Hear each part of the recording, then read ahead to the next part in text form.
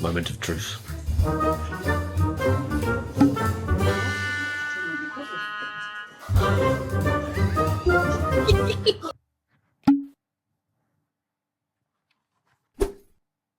I didn't do any editing there, did I? Just picked it up. This is so exciting because not only have I been waiting for a very long time for Aqara to finally release a proper UK plug socket that I can wire into the mains, it's a straightforward swap.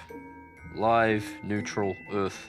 Not only does it have both Zigbee and Thread, but believe it or not, it actually solves all of my smart home problems. Clickbait! Liar! It's not, I promise. So, these sockets work directly with Apple HomeKit using Thread. They work directly with an Amazon Echo, as long as your Amazon Echo has Zigbee built in via Zigbee, but also via Thread if you prefer to use Thread. They, of course, work with the Aqara ecosystem. Most importantly for me, they work with Home Assistant, and they have honestly solved all of my smart home's problems. My smart home was such a mess, it was more annoying than Disney feeling the need to over-explain every single part of Star Wars. What's your name, son? Hot. What? Who are your people? I don't have people. I'm alone.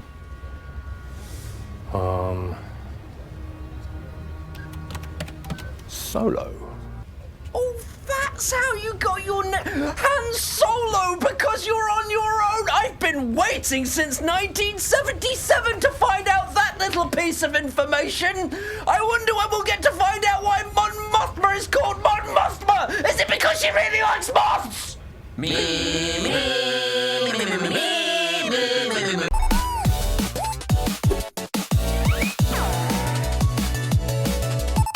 Thanks to Aqara for sponsoring today's video and for sending me their H2 UK power plug and their H2 UK wall outlet.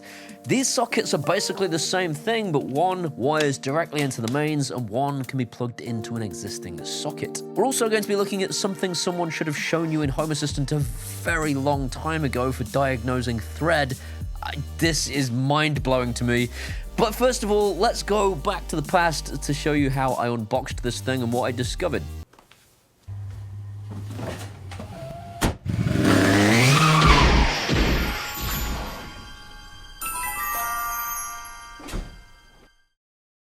It's time travel. I just time traveled into the... Ignore the fact that I have these already unboxed and the continuity makes no sense. It's irrelevant. Oh my god, it finally exists! Aqara have done plug sockets with a little mini USB thing on it. And it's multi-protocol. So you can either use Zigbee or you can use Thread. And you can use either an Aqara hub for the Zigbee or you can use existing built-in Thread border routers such as your latest Amazon Echoes, Google Home speakers, and Apple HomePod minis. Works directly with Apple HomeKit and it does energy monitoring as well as power. I've been wanting one for years, and it's finally here. It's got Thread and Zigbee support, so you can change whether it's doing Thread or Zigbee, which means it works with almost anything. It's got USB-C fast charge, so that's a fast charging port. I've also seen online you can get them with two USB chargers on the front. Individual power monitoring for both sockets, so you've got power monitoring on both. You've got independent outlet control, so you can control them both independently using your face hole. Alexa. Turn gem socket 2 on. Okay. I'll show you. Alexa. Turn gem socket 1 off. Okay. I'll teach you. Overload and overheat protection and a configurable indicator light. So if you don't want to be blinded in the nighttime, you can turn those off at nighttime. Oh, it's nice. It's a matte finish. It's not like a glossy thing. It's a nice matte finish on the thing. Let's go plug that in. It's going to take very little time at all. He's always on the scene, fireman Sam. First of all, this is incredibly dangerous, and if you don't know what you're doing, don't do it.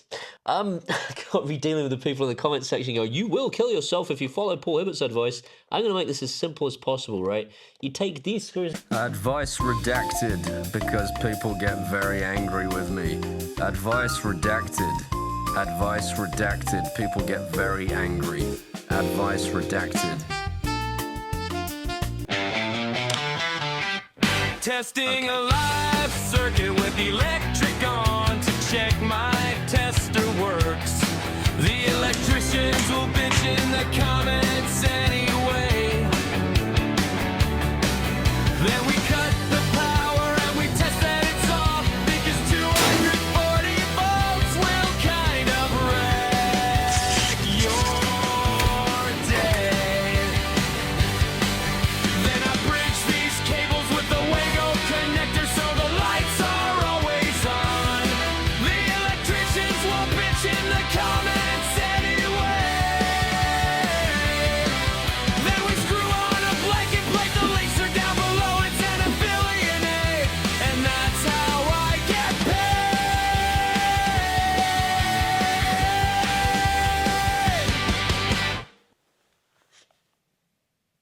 Do you want to hazard a guess where the Matter QR code is that I need to scan? It's in the back of the fucking sockets! That's not actually the only place that it is. It's also under the decorative faceplate, right there. You just take the little decorative faceplate off and there's the QR code, but I didn't see it, did I? I disconnected every bloody cable of this thing to turn it around to get a picture of the QR code to put every single cable back in again to find that the QR code is also printed directly under the little decorative faceplate. Moron! Almost as annoying as Disney's need to explain every tiny piece of history of Star Wars. So what's your name anyway? Chewbacca? Alright, well, you're gonna need a nickname, because I ain't saying that every time. I will call you Chewy. There. That's another origin story to milk this nostalgia fest for all it's worth. Next, we'll explain where I got my famous waistcoat. John. John. I know you're watching, John. Subscribe, John. Kieran's next week. Get to the point.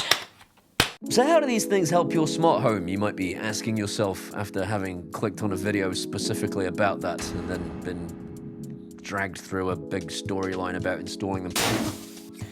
These things are incredible for helping your smart home because they extend Zigbee or they extend Thread because they are powered devices. And there aren't many of them about that extend Thread, particularly one that installs directly into your wall cavity so you don't have to have something like this sticking out. But that option is there. Mesh is the future when it comes to smart homes because it means that all of your devices talk to one another and tell each other what is going on. So even if you have a device that is on the opposite end of your house from your smart home hub, all of the devices in between are repeating the commands so that if you say turn that thing on, even though it's the opposite end of your house, it still has range. You probably already know that if you've been watching this channel for a while, but finally, decent Thread devices from Aqara that will mesh all of your stuff together, no matter which manufacturer it's from, as long as you connect it through something like Home Assistant, like I have. This is too nerdy! I hate Home Assistant and I hate Paul Hibbert! That's the point. That's the point. You don't have to use Home Assistant. You can use an Amazon Echo to connect this thing because Amazon Echoes tend to have Zigbee or Thread baked into them. It works directly with Apple HomeKit. You don't need Home Assistant for that either. This thing works with practically everything on the market and it's really, really cool. And now, let's go look at some stuff in Home Assistant.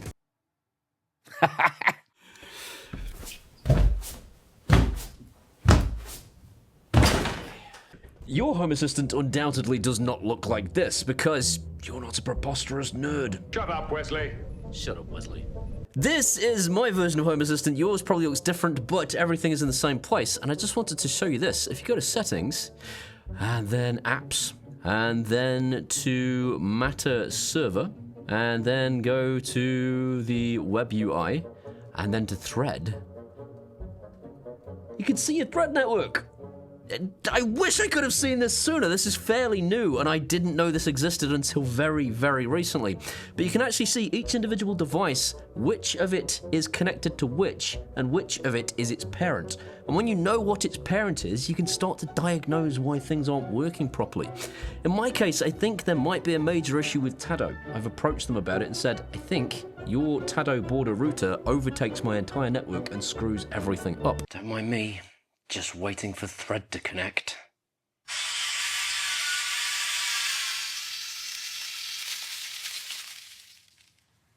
I could see it because everything that was connected to it was offline in here. I don't think Home Assistant is able to use it as a border router properly. So, yeah, I figured that you guys would want to know that this thing existed, and it's really going to be quite life-changing going forwards. Or maybe not, because I think these plug sockets have just literally solved everything. So you can see in this part of the graph, these two window coverings were the things that were having a problem. They're actually currently, ironically enough and annoyingly enough, connected to the M3 hub. These kept going offline, but what happens now is, if these things are struggling for signal, they switch over to the outlet. So that little wall outlet is in the dining room, and because everything is meshed together, it gets a good signal from that instead. They haven't been offline since I installed these sockets, so although this diagram shows them connected to the M3 hub, they are able now to fall over to something closer.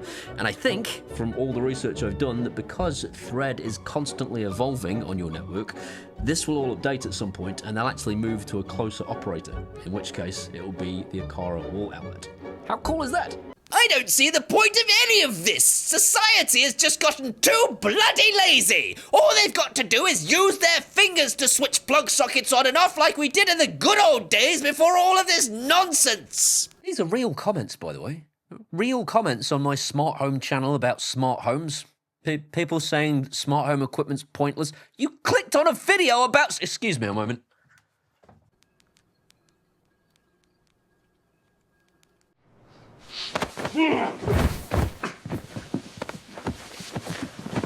So let me give you some use cases here because people don't get it, right?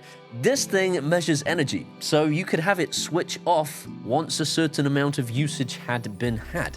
So if you've got a kid who's always on his Xbox, you can say, I'll tell you what, son, you've got this many watts per month to use, and once you go over that, the socket is going to turn itself off for X period of time.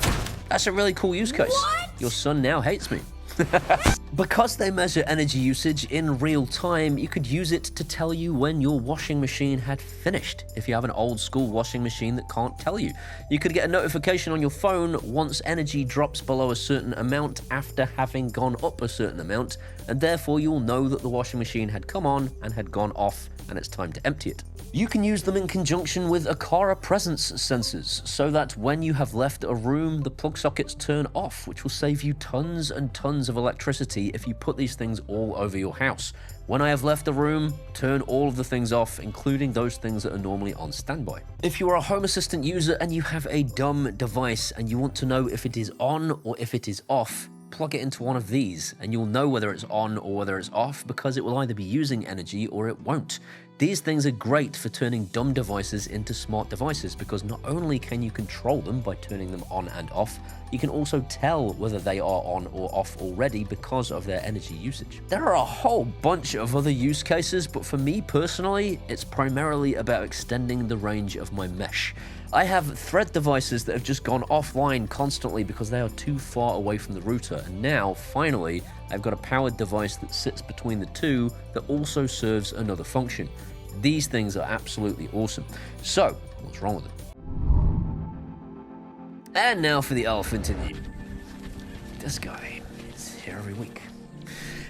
Not all ecosystems are built equally, so whether you have an Amazon Echo, or whether you have a HomePod Mini, or whether you have Home Assistant, it's going to depend on which one of those things you have as to what kind of experience of this product you are going to get. And it's very complicated to explain all of the different functionality that you will or will not get depending on which one you have. So here is a table. Read it. In a similar vein, on your screen now is all of the Amazon Echoes it will work directly with without the need of a hub. If you have an Amazon Echo that is not on the list, you will need a hub. That's the most succinct way I can do that. What a cop-out. All the available research I've done suggests that this is a full 13 amp capable socket. This is apparently 13 amps in total across both sockets and the USB port. That's all it's rated for. I think that's right. If I'm wrong, Aqara will correct me and Future Paul will be here any second to tell me. Future Paul? Aqara says 13 amps across the sockets, but not the USB port. And screw you for making me edit this. I'm sick of making this stupid swirly effect. Whatever he said. At the beginning of this video, I said you could do energy monitoring on both sockets, individually. You can't do that, though, outside of the Aqara app. Outside of the Aqara app, in Home Assistant, it is all reported as one thing. So if you plug something in here, plug something in here, and plug something in here, you're going to get a total. You're not going to get individual measurements. And finally, rather weirdly, we are the first to get this product. There is no American equivalent, and What do you mean it's not available in America, you dumb idiot, Brit idiot moron?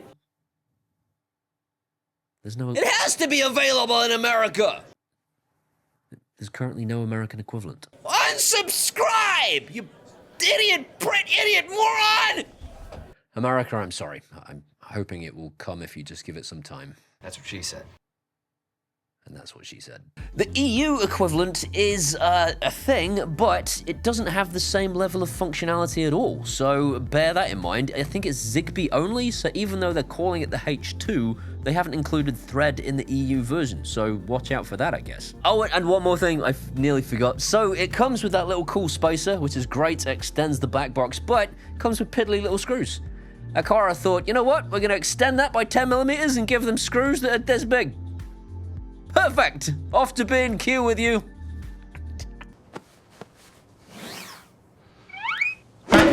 With all that said, this is easily the most exciting thing that's happened to my physical smart home in a long time.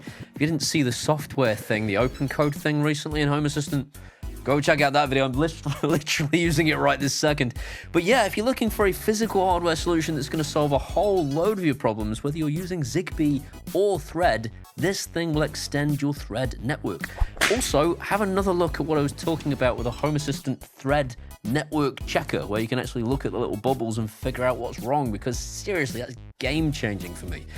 If I seem half-cut, it's because in between filming the last scene and this one, I went to a meal with my wife and had 2 glasses of wine, and I'm 45, so clearly I'm f***ed. All that remains to do is to thank these incredible people running either up or down your screen. I can never remember which. They're my patrons from Patreon. I think one... Oh my goodness, I'm drunk. I thank one every week, and this week it's 3D Revolution. Guys, thank you so much. Without you, we couldn't do this for a living, and it's me and Tanisha doing it now. So seriously, from the bottom of our hearts, thank you so much. These are my Facebooks, my X, my Threads, my Instagrams, my TikTok. So come on, hang out there. We can be best friends. See you next time. I'm not drunk.